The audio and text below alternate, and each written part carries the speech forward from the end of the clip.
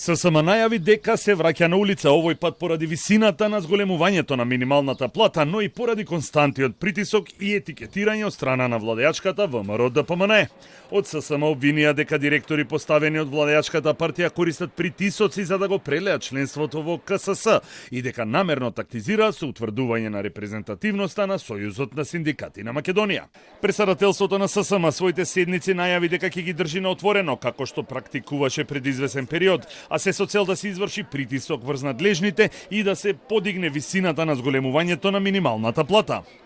Председателството донесе одлука, врз основа на која во наредниот период седници на председателството на Советот и на највисоките раководства на органите и телата ќе се одржат на отворено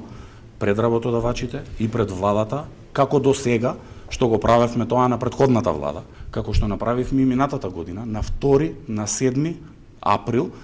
и на 1 мај.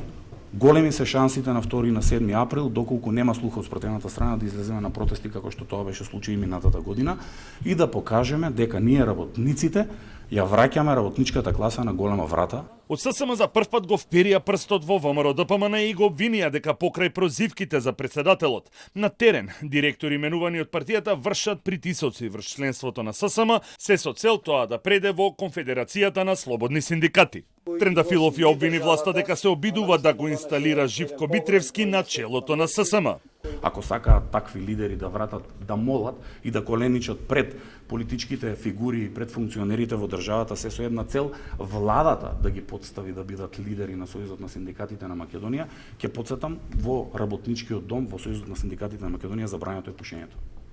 Од ССМ порачаа дека очекуваат на утрешната седница на влада да се именуваат новите членови на комисијата која треба да потврди репрезентативноста на Сојузот на синдикати на Македонија.